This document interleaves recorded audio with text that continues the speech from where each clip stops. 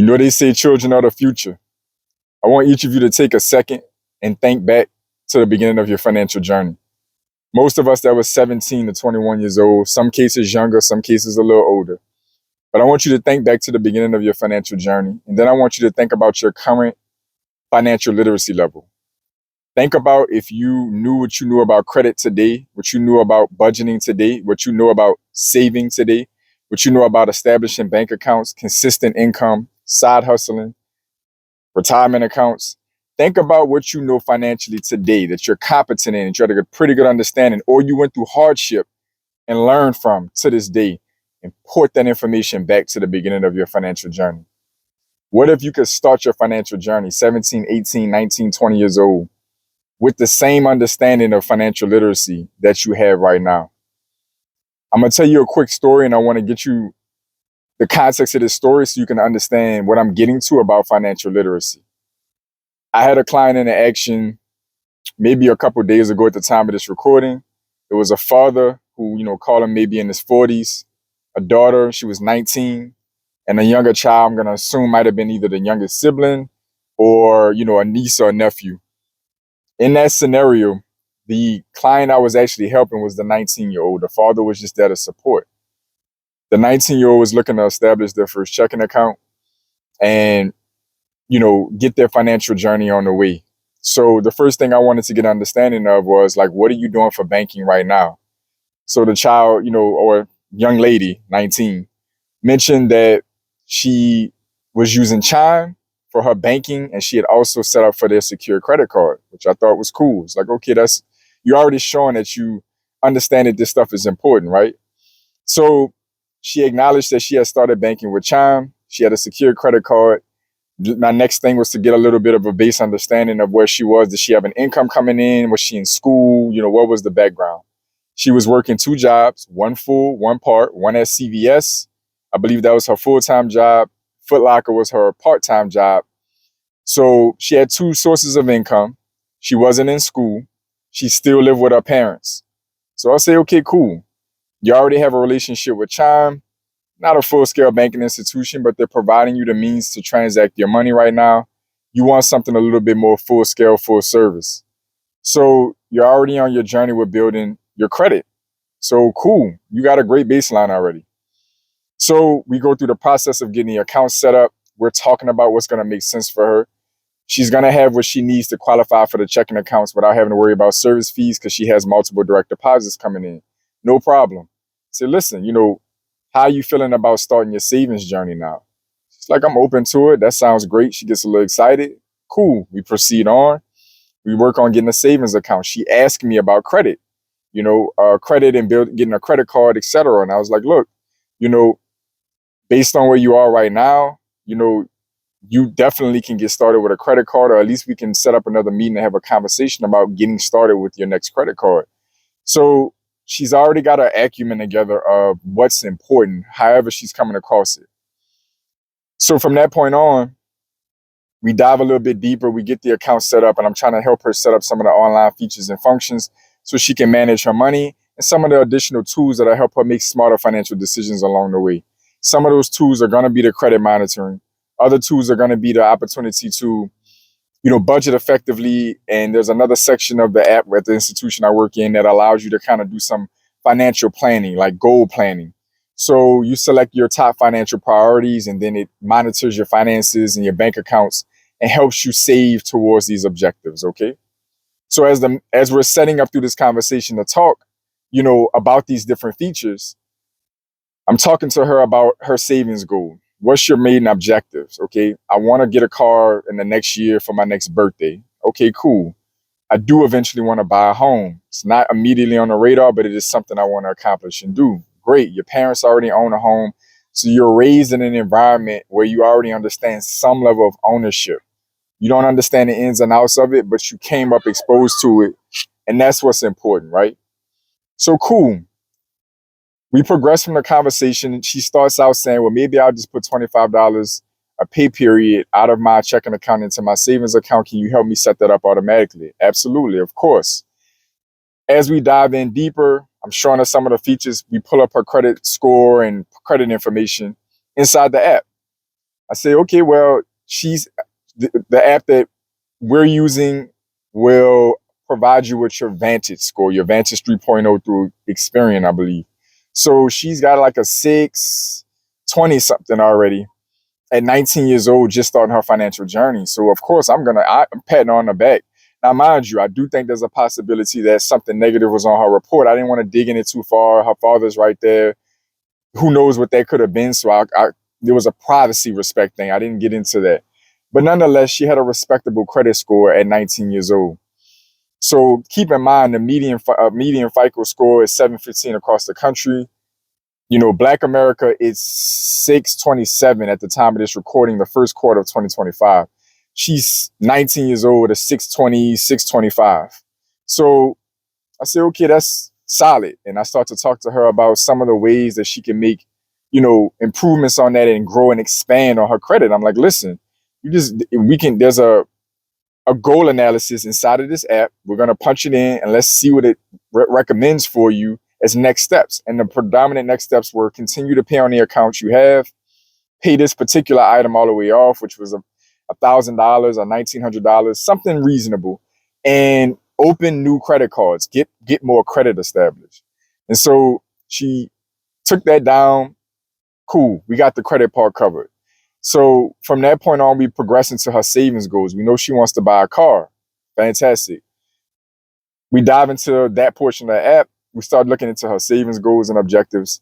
And I'm saying, you've been talking about using $25 a pay period. Definitely can help you set that up. But have you considered, since you don't have any major financial obligations right now, maybe taking an entire paycheck potentially from one of your two sources of income and park it in your savings account? Light bulbs go off, her eyes light up, and she's like, oh, maybe so, that maybe I could do that. That makes sense. So already we're setting a precedence of, listen, if you don't need it, don't spend it. You don't have those obligations in your life already. If you got two sources of income and one of them is covering your necessities, park the rest of it. You have goals, you have objectives. So she illuminates at the idea. We go through some of the financial planning goals or the financial goal analysis, set that up. We move over, get the automatic transfer set up. We do the $25.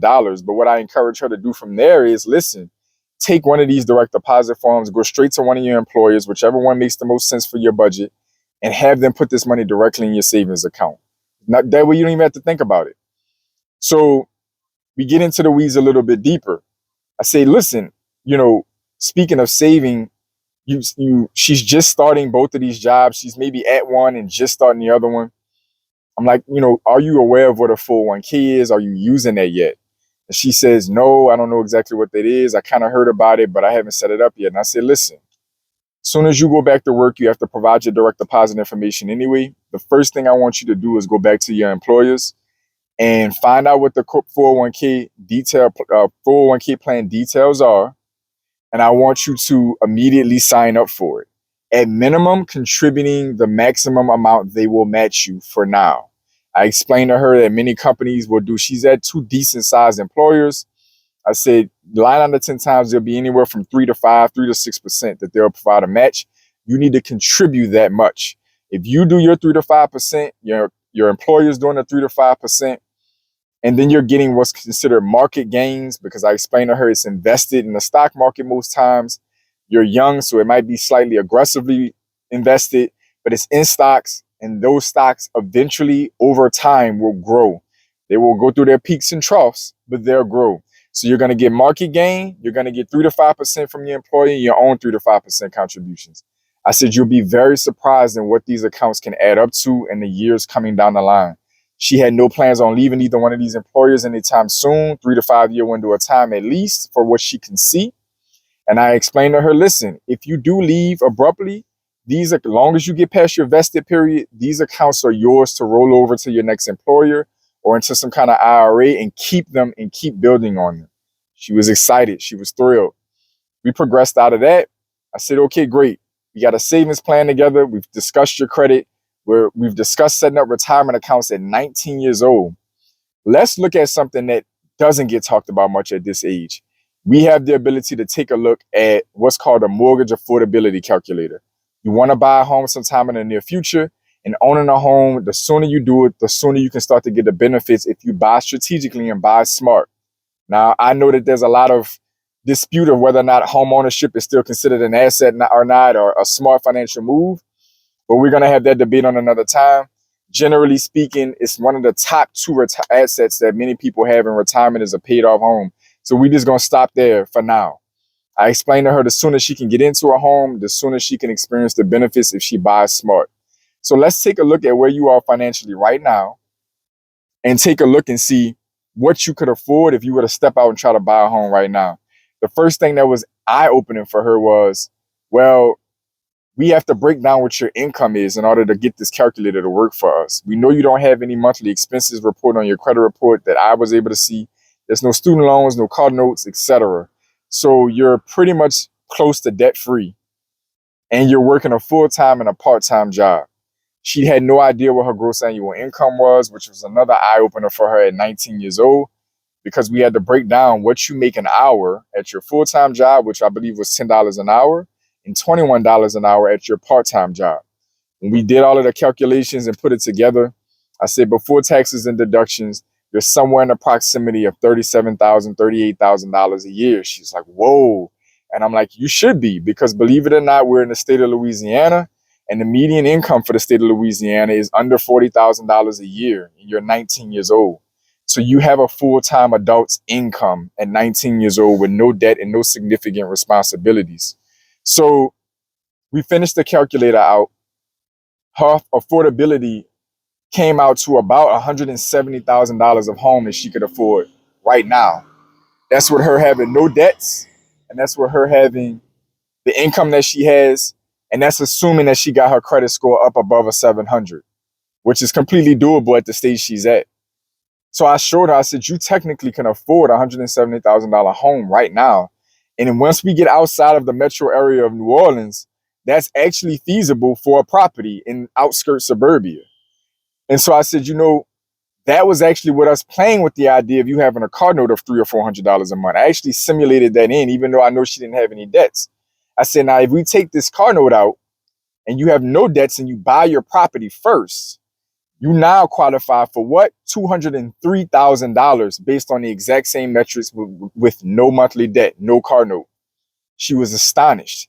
And I wanted her to understand. I said, believe it or not, $203,000 can actually buy you a home if you get outside of this expensive ass area that we're in right now. And so she's astonished, needless to say. I say all of this and break this story down to get you to understand. For those of you who have followed this video all the way to the end and you are grasping what I'm putting down, can you envision having this conversation at 19 years old or whenever the start of your financial journey was? How different your life would be if you had this conversation and stuck the plan out.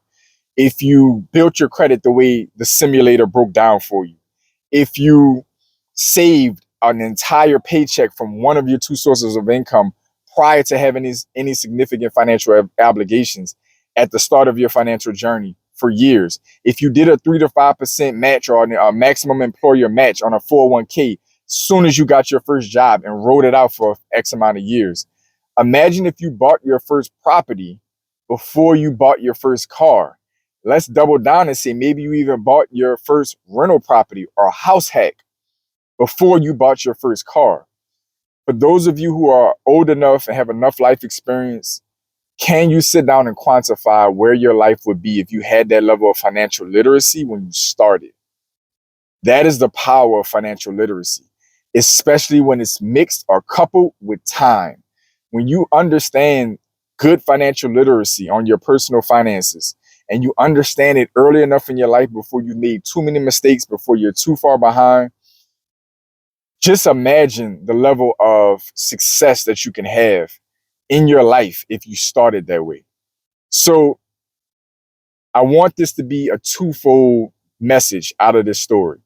Number one, the infinite power of financial literacy. When you have the information, you can take something as basic as two basic income sources like Foot Locker and CVS. No disrespect whatsoever. But at the end of the day, we're talking about being a retail sales worker at two retailers, one part-time, one full-time, setting your finances up the way I described in this video. If you have the financial literacy, it takes something as basic as a part-time job and a regular full-time job and can set the pathway to you being a millionaire in 10 to 15 years. Seriously, you do the math on everything I broke down and stick that plan out. 10 to 15 years into that journey between owning a home and maybe even a couple homes, if you really extrapolate this, letting your 401ks grow for 10 to 15 years uninterrupted with a match, very reasonable possibility that you could be upper six figures or potentially a millionaire in 10 to 15 years from 19 years old, 29 to 34 years old, regular jobs, regular incomes, regular pay increases, sticking the plan out, sticking to the savings goal. The number two thing I want you to understand and take away from this on top of financial literacy is the power of getting around the right people and passing the information along. That father had no idea when they sat down who they were going to be sitting down with and how far that banker was going to go, and assisting that child in understanding financial literacy and how to stage their personal finances. They had no idea. They come in to open an account. Most people, when they do that, they literally just want the account open and they're trying to be out of there in 10 or 15 minutes.